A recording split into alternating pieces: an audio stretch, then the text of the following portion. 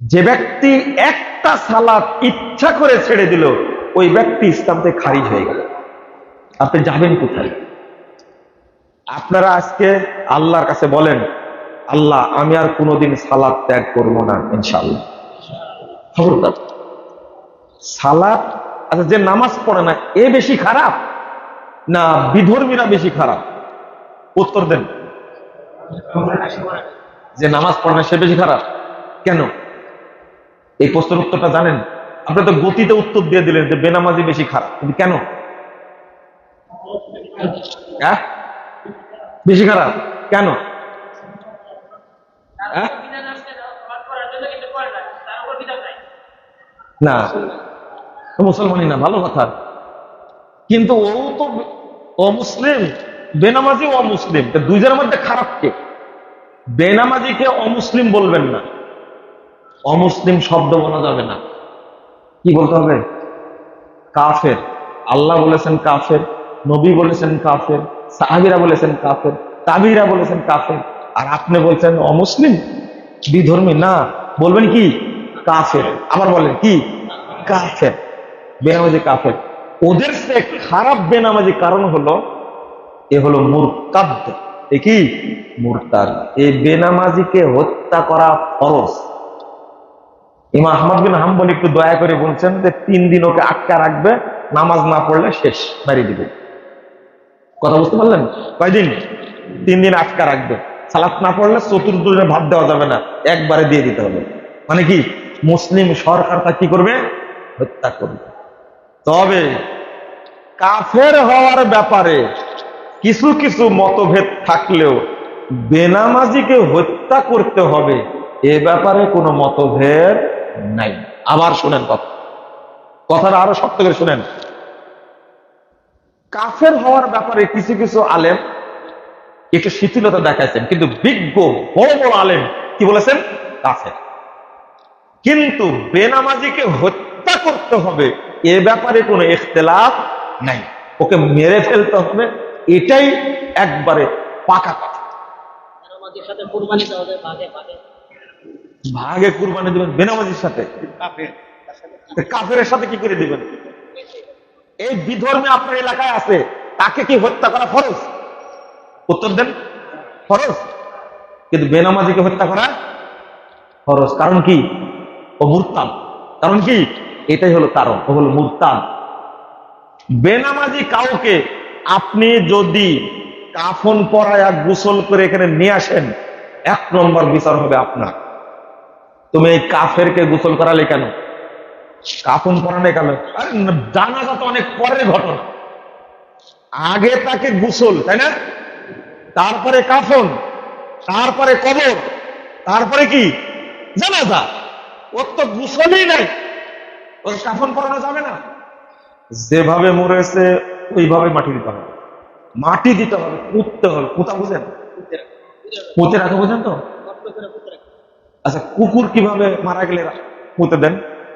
বলেন তো কিভাবে কুকুর দাফন করেন? হ্যাঁ জবরুদ্দিন ভাই, হলো না? হ্যাঁ কুকুর মরে না? মাশাআল্লাহ, আপনার মতো লোক কিছু থাকার দরকার আছে। কুকুর মরেই না। যাদের এলাকায় মরে তারা বলেন কুকুর মরলে কি করেন? উত্তর দেন। এই তো উত্তরটা হয়েছে। এবার আপনাকে চাচ্ছিলাম এতক্ষণ, বলছে যে ঠ্যাঙ্গে দড়িটা বাইধা শেষে নিজে কি করেন? যে জায়গায় ফসল টসল করেন না ওই জায়গায় গর্ত খুঁড়ে কি করেন? ঠিক বেনামাজিকে এই কাজই করতে হবে। ও কুত্তার চেয়েও খারাপ। কার চেয়ে খারাপ? কুকুর শুকুর বানরের চেয়েও খারাপ। আল্লাহ বলছেন বালহুম আদাল, তার চেয়েও খারাপ। বেনামাজির সাথে কোনো আপোষ নাই। অন্য মাসালায় যায়েন না, এই পর্যন্ত থাকেন। ওকে জানাজা করা যাবে না, মুসলিমদের গোরস্থানে দাফন করা যাবে না, কারণ তার জন্য দোয়া করতে পারবো না। আসসালামু আলাইকুম আহলাদ দিয়ারে মিনাল মুমিনিনা ওয়াল মুসলিমিন, এই দোয়া পড়া যাবে? এমন জায়গায় কবর দিতে হবে কবরের চিহ্ন যেন না থাকে। কারণ কেউ কবর দেখলে বলবে কি আসসালামু আলাইকা আহলাদ দিয়ারে মিনাল মুমিনিনা, বলবে না? কবরের চিহ্ন রাখা যাবে না, একবারে সমান করে দিতে হবে। জঙ্গলে মাটি দিতে হবে। কোথায়? জঙ্গলে, যেখানে কেউ যাবে না, বেনামাজির প্রভাব যেন না পড়ে। এটা হলো বেনামাজির ফতোয়া। আরে ওর জন্য যদি সারা পৃথিবী দান করে দেন কোনো লাভ নাই, ওর জন্য দোয়া করা যাবে না। আপনি বলছেন আল্লাহুম্মা গফির লাহু ওয়ারহামহু ওয়াআফিহি ওয়াফু আনহু, আমাখা এই দোয়া করাই হারাম পারবেন। এন হলো বেনামাজির ফতোয়া। মনে থাকবে, আপনার বাপ হলেও, আপনার বাপ হলেও, মা হলেও বেনামাজিকে গোসল দিয়ে কখনো মসজিদে নিয়ে আসবেন না জানাজা করার জন্য। সাবধান, না হারাম, না যায় যেতে। এর অর্থ হলো সালাত পড়তেই হবে, পড়তেই হবে। আল্লাহ যেন আমাদের বোঝার তৌফিক দান করেন, আমিন। কি যেন একটা প্রশ্ন করলেন আপনি, বেনামাজির সাথে কুরবানি করা যাবে কিনা? ওটা উত্তর হয়ে গেছে না? আবার কুরবানি, মহিলা মৃত্যু, কাপড় 3 কাপড় না 5 কাপড়, কোনটা সঠিক? দেখেন অনেক টাইম হয়ে গেছে, তাই না? দেখেন, যদি সঠিক ফতোয়া জানতে চান, সেটা হলো মহিলাদেরও 3 কাপড়, পুরুষদেরও 3 কাপড়। এই মাসালাটাই সবচেয়ে শক্তিশালী মাসালা। যেখানে 5 কাপড় 7 কাপড়ের কথা আসছে, হাদিসটা জয়ীফ আসছে, তবে কি জয়ীফ হাদিস। এটা নিয়ে আমাদের সালাতের যে বইটা আছে এখানে আলোচনা করেছি। সবার কয় কাপড় দিবেন? 3 কাপড় দিবেন। নিজের পালিত গাভী দুধ দেয়, এখন কুরবানি দিব, তাহলে কুরবানির আগ পর্যন্ত দুধ খাইতে পারবো কিনা? এটা তো বেদাতি মোল্লাদের মতো প্রশ্ন হয়ে গেল। হ্যাঁ, বলে চাঁদ দেখা গেলে, জিলহজের চাঁদ দেখা গেলে মুরগিও জবাই করা যাবে না। গরু তো দূরের কথা, মুরগিও জবাই করা, ডিমও জবাই করা যাবে না। এটা বেদাতি মুরগিদের কথা। আপনি আপনি গাই তো জবে করার পরে, কুরবানি করার পরে গোশত নিজে খাবেন না? দুধ খাওয়া কি সমস্যা? হ্যাঁ, দুধ খেতে পারবেন, কোনো সমস্যা নাই। গাই দিয়ে আপনি কাজ করাও নিতে পারবেন, কোনো সমস্যা নেই। আরে এই প্রশ্ন এসে নুরালাপুর থেকে শুনবো, এটা ভাবতে পারিনি। তাও ভালো। গর্ভবতী মহিলা মৃত ব্যক্তিকে গোসল দিতে পারবো কিনা? গর্ভবতী মহিলা মৃত ব্যক্তি, ভাই রে গবেষণামূলক প্রশ্ন রে ভাই। একটা মহিলা গর্ভবতী, তাই না? তিনি অন্য কোনো মহিলাকে গোসল দিতে পারবে কিনা? তাই না? গর্ভবতী হলে কি অমুসলিম হয়ে গেছে ও? হ্যাঁ, পারবে, কোনো সমস্যা নাই। শোনেন, স্বামী বললে স্ত্রী এটা বলছি। শোনেন, স্বামী যদি মারা যায় ওকে কেউ গোসল দিবে না। স্ত্রী বেঁচে থাকলে স্ত্রী তাকে গোসল দিবে।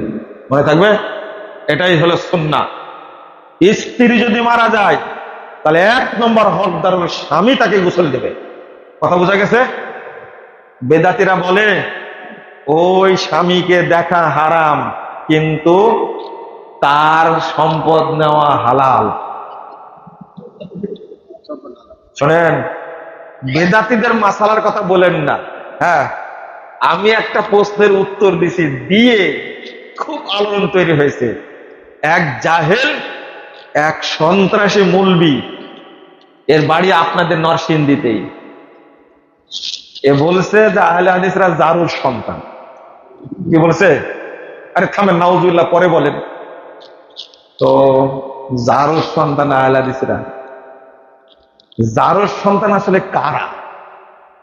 এই যে হিল্লা প্রথা যে চালু আছে, আহলে হাদিসদের মধ্যে হিল্লা প্রথা আছে, আছে। কিন্তু এই বেদাতিদের মধ্যে, ওই মোল্লার মধ্যেই ফতোয়া জারি আছে, কোন স্বামী যদি তার ওয়াইফকে তালাক দেয় তাহলে 1 রাত অন্য জনের কাছে রাখবে, বিয়ে দিয়ে পরের দিন আবার স্বামী নিয়ে নিবে, তালাক দিবে।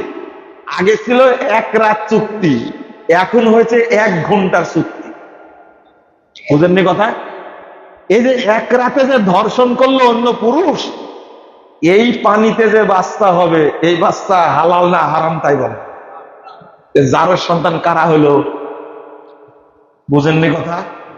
হ্যাঁ, ওই যে 1 ঘন্টায় চুক্তি করে বিয়ে দিল। কয় ঘন্টা চুক্তি? তালাক দিয়েছে না 2 দিন না, 1 রাত। ওইটা কমায়া শেখ করছে মাত্র 1 ঘন্টা, তাও মসজিদের মধ্যে। কোথায়? গাজীপুরে ঘটনা ঘটলো না? হ্যাঁ, এই ঘটনা আলোচনা করা যায়? শোনেন, মোল্লা কাকে বলেন? এই ধর্ষণ করলো 1 ঘন্টা মেয়েটাকে। বাংলাদেশের কোন ইসলামী দলের আমির কথা বলেছে? কোন পীর কথা বলেছে? কোন ভাইরাস হুজুর কথা বলেছে? ভাইরাস হুজুর বাথরুমে ঢুকেও লাইভ মারে। বুঝেননি কথা? বাথরুমে ঢুকে লাইভ করে যে আমি এখন এটা করছি। ও হুজুর, এই মহিলাকে 1 ঘন্টা ধর্ষণ করে তালাক দিয়ে দিল, স্বামী আবার তাকে ফেরত নিল, তুমি এর বিরুদ্ধে কথা বললে না কেন? তুমি কি ধর্ষণের পক্ষে? এটা হলো মোল্লা ধর্ষণ। কি ধর্ষণ? আস্তাগফিরুল্লাহ, আস্তাগফিরুল্লাহ। আহলে হাদিসদেরকে বলে জারজ সন্তান। এই ঘটনা কত ঘটে, 1 রাতের চুক্তি, 1 ঘন্টার চুক্তিতে এই সন্তানগুলো কি হালাল না হারাম? কি হালাল না হারাম? জারজ সন্তান কার, একটা হিসাব করবে না? লা হাওলা ওয়ালা কুওয়াতা ইল্লা বিল্লাহ। অতএব এমন কোন প্রশ্ন করেন না যে প্রশ্ন করার কারণে লজ্জিত হতে হয়। আল্লাহ যেন আমাদের বোঝার তৌফিক দান করে। তাহলে স্বামী মারা গেলে স্ত্রী গোসল দেবে তাকে, কথা বোঝা গেছে? আর স্ত্রী মারা গেলে কে গোসল দেবে? স্বামী গোসল দেবে যদি বেঁচে থাকে। কথা কি বোঝা গেছে? এটাই সুন্নাহ, এটাই সুন্নাহ, এটাই সুন্নাহ। আপনি পালন করার চেষ্টা করবেন। অতএব আপনার স্ত্রীকে বলবেন, এই শোনো, আমি মারা গেলে তুমি গোসল দিবে, আমার শরীর যেন অন্য কেউ না দেখে। স্ত্রীকে শিখাই দিবেন গোসল কিভাবে করতে হয়, করাতে হয়। কথা কি বুঝতে পারলেন?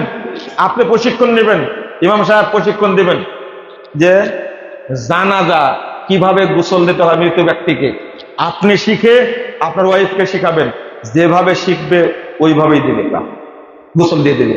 কথা কি বুঝতে পারলেন? এই সুন্নাহটা চালু করেন। আহলে হাদিসরাই হলো সুন্নাত প্রতিষ্ঠার মূল হকদার, আর বেদাতীরা সুন্নাতকে ধ্বংস করার হকদার। আল্লাহ যেন সুন্নাহকে হেফাজত করেন, আমিন। আল্লাহ যেন আমাদের বোঝার তৌফিক দান করেন, আমিন। জাযাকুমুল্লাহ খায়রান ওয়া বারাকাল্লাহু ফিকুম। নরসিংদী জেলা সুববানের সভাপতি আসতে অনেক পরে, জরিমানা করবেন আপনারা। হ্যাঁ, খুব সুন্দর প্রশ্ন করেছেন। ধার করে কুরবানি করা যাবে কিনা? ধার বুঝতে পারছেন তো? করা যাবে যদি ধার পরিশোধ করার সামর্থ্য মনে থাকবে। যদি ধার পরিশোধ করার সামর্থ্য থাকে তাহলে ধার করে কুরবানি করা যাবে। কুরবানি সুন্নাত না ওয়াজিব? উত্তর দেন। ভুল অ্যান্সার, সুন্নাত। কুরবানি কি? কুরবানি কি? সুন্নাত।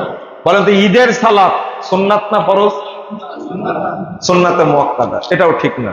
ঈদের সালাত ফরজে আইন,